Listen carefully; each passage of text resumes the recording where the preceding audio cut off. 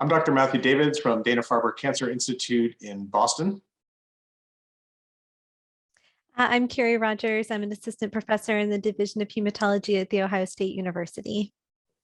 And we're very happy to be with you to discuss a very exciting abstract that Dr. Rogers presented at this year's ASH meeting. So as many of you know, the BTK inhibitor drugs like Ibrutinib have really revolutionized how we treat CLL, but the way that the drugs were originally developed was as a continuous therapy. And so there were a number of abstracts at the ASH meeting looking at adding on different drugs to Ibrutinib to try to get patients off the continuous therapy. And one of the very exciting studies by Dr. Rogers was this compound called VA736, which targets the BAFF receptor. So I think a lot of folks may not be familiar with the BAFF receptor. Kerry, can you tell us a little bit more about what that is? Yes, absolutely.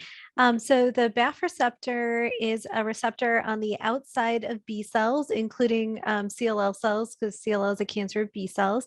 And it is not only on the outside of the cell, but when it receives BAFF, which is a hormone, it causes signaling inside the cell that can be a pro-survival type signaling in natural B cells, but also in leukemia B cells like CLL cells, meaning that this receptor, when it's hit, can help the CLL stay alive, grow, and proliferate.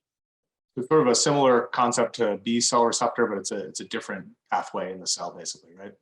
Yes, exactly. Okay, great. And so tell us more about this drug, VA736. This may be new for a lot of folks. Yeah, VA736 is a really exciting drug. It is an antibody medicine. So similar to drugs that people have probably heard of, like rituximab or Rituxan or obinutuzumab, both those antibodies target a surface protein called CD20. So VA736 targets the BAFF receptor, and it does actually two things, which is pretty unique. So most antibodies we think of, once it is in the body, it kind of gets its target and then destroys the cell. So once the antibody binds it, the immune system can come in and destroy the cell. So that's how antibodies kind of target things for destruction. And that's how the anti-CD20 antibodies like rituximab that I mentioned work. This also does that. So VA736 is an antibody that binds the BAFF receptor on CLL cells and cause natural killer cells, which are immune system cells, to come and destroy the CLL cells. So that's kind of the standard mechanism for these antibody medicines in CLL. However, VA736 is really special because it's also a blocking antibody, meaning that once it binds the BAFF receptor on the CLL cells, BAFF in the body can't bind that receptor, and it cuts off the signaling inside the cell that's actually a pro-survival signal. So it not only targets CLL cells for destruction, but also by blocking the BAFF receptor from having BAFF bind it on the surface of the cell, interferes with this BAFF receptor signaling inside the cell, which we think will also be kind of helpful for treating CLL or causing CLL cells to die. Really fascinating. It's sort of a double whammy in terms of how it attacks the CLL cells. So I can imagine it's a very powerful drug. So you developed a phase 1b study looking at this drug in patients who are already on Ibrutinib. So maybe you could summarize a little bit about the study design. Yeah, so it's really neat. So we developed this in combination with Novartis, the pharmaceutical company, and our main goal was to see if adding this VA736 as a treatment, adding it in after people have been taking Ibrutinib and doing well on it, can kind of eliminate the rest of the CLL, and then people could have time off treatment, you know, if you really reduce the CLL that much. As I'm sure you know, and most people know, BTK inhibitors like Ibrutinib are long-term pill therapies. And one of the reasons that they're taken long-term is that they don't usually eliminate all the CLL from the body, and usually not quickly. So the kind of goal was to kind of do that to facilitate stopping Ibrutinib. The main reason that we picked VA736 for this is because BAFF is actually that, you know, that BAFF receptor signaling I was talking about is actually a pro-survival signal that is still active even when people are taking Ibrutinib. So we thought that mechanism will be helpful. And Ibrutinib actually limits the activity of some of the other available therapeutic antibodies like rituximab by interfering with the way the immune system binds the antibody and attacks the CLL cells that are targeted. And that seemed not to be as true with VA736 736, it retained a lot of activity in the lab, even in the presence of ibrutinib, or when patients that were taking ibrutinib donated their blood and we used cells from their blood that were like immune system cells, it was still like retaining activity. So I thought this would be an ideal combination for this purpose rather than the currently available antibodies. So that's kind of the overarching reason that we did this study. But of course, in order to test something like that, you have to make sure that you get the right dose of the antibody and that it's safe to give to people in combination with ibrutinib. So part of this study was a dose escalation or dose finding portion. So some of the patients that were treated in the study were given, there were different dose levels of it, and we actually identified our dose that we think is going to be the best for investigation moving forward. And then we started looking at treating some additional people at that dose. We've started to give this to people at what we think is going to be our optimal dose of it.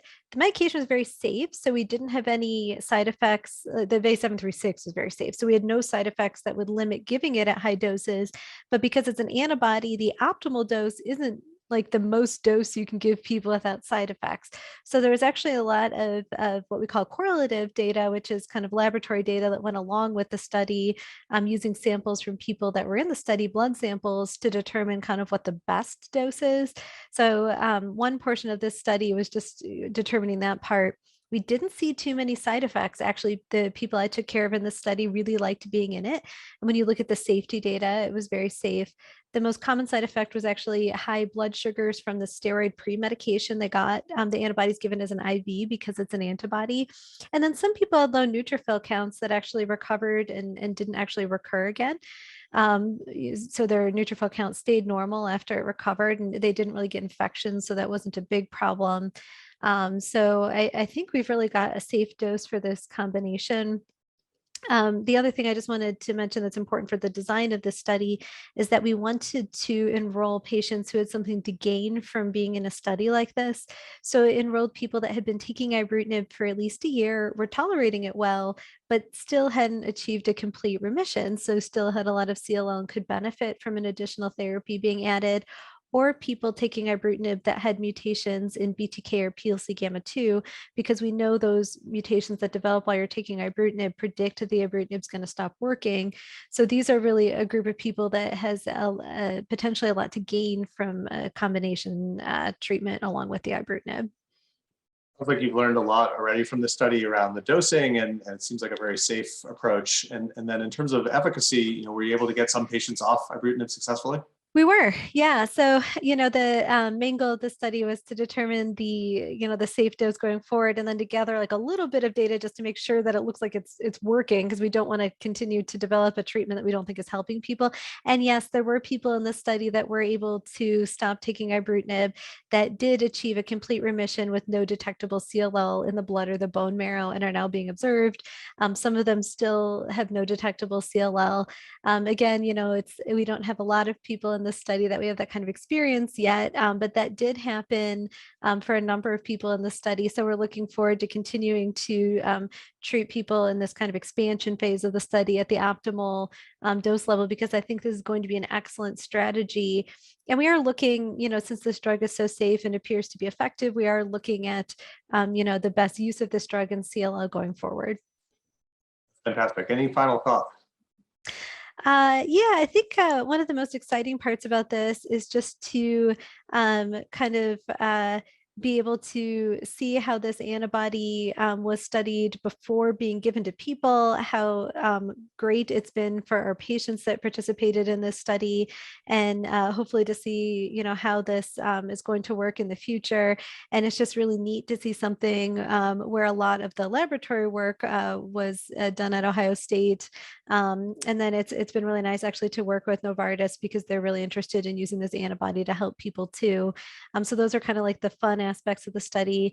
And overall, I was just really excited to offer this to patients, because it's something that really kind of fits people who are doing well and might not have a reason to stop ibrutinib, but would probably be happier if they could have some time not taking pills and just enjoying life. So I've really liked that kind of aspect of the strategy too. Great work. Congratulations to you and your partners at Ohio State and your collaborators. Really exciting work, and I'm happy to see this moving forward and hope you have future success with this compound and future combinations. So that's it for this video. I'm Dr. Matt Davids from Dana-Farber. Very happy that I was joined by Kerry Rogers from Ohio State University. Thank you very much.